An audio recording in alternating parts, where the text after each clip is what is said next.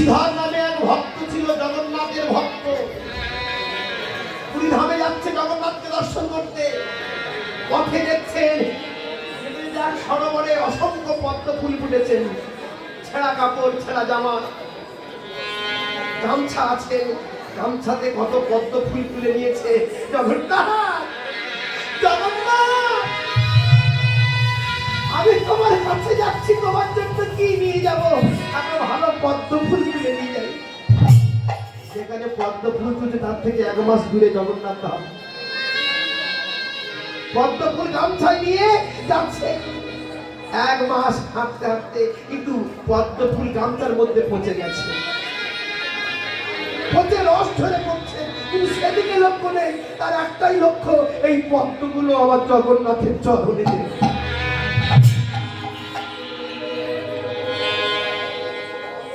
একনিষ্ঠ ভক্তের গল্প শুনুন না। পচা পদ্ম ফুল গামছার ভিতরে নিয়ে গিয়ে জগন্নাথ ধামে যেই গেছে, তার ভিতর থেকে দুর্গন্ধ। জগন্নাথ মন্দিরে ঢুকতে গিয়ে পান্ডারা বেরো, দূর হয়ে যাচ্ছে। তাকে ঘাড় ধাক্কা দিয়েছে। জগন্নাথের পিছন দরজায় গিয়ে কাঁদছে, জগন্নাথ 1 মাস পথ অতিক্রম করে তোমার জন্য পদ্ম এনেছি, সেই পদ্ম পচে গেছে। আমি প্রতিজ্ঞা করছি, যতক্ষণ না তুমি আমার এই পচা পদ্ম ফুল তোমার চরণে দিতে দেবে, ততদিন আমি কোনোদিন আর সেবা গ্রহণ করবো না, অনাহারে প্রাণ দিয়ে দেব।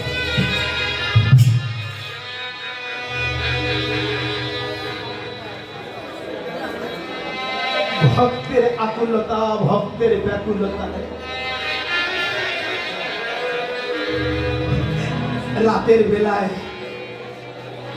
ভগবান পান্ডাদের বলছে, পান্ডারে জানি যে ভক্তকে তোমরা ঘাড় ধাক্কা দিয়ে তাড়িয়ে দিয়েছ, তাকে না আনলে আমি সেবা দেব না। বেদ পূজারী পিছন দিকে গিয়ে দেখে হাতে করে পচা পদ্ম ফুল নিয়ে কাঁদছে। ওগো জগন্নাথ, ওগো জগন্নাথ,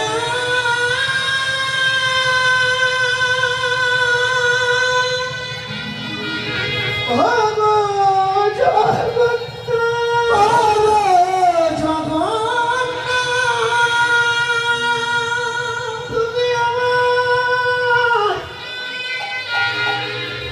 এই ফুল শিকার করো। এই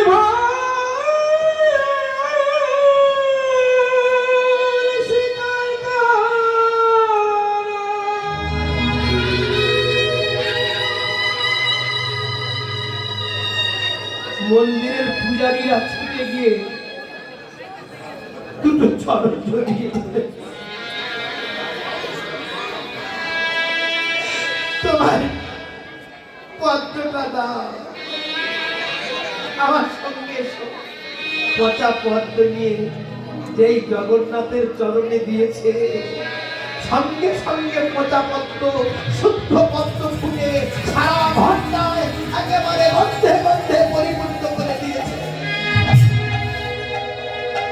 পচা পদ্ম আর নেই, মনে হয় এখনই তুলে এনেছেন শুদ্ধ পদ্ম। ভক্তরা সবাই চরণ জড়িয়ে ধরেছে। ওগো জগন্নাথ, ভক্ত দাও দাও তোমার চরণ দুলি, ভক্ত দাও দাও তোমার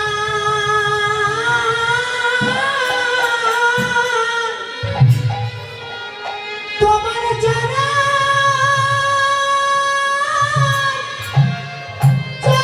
ধুলি।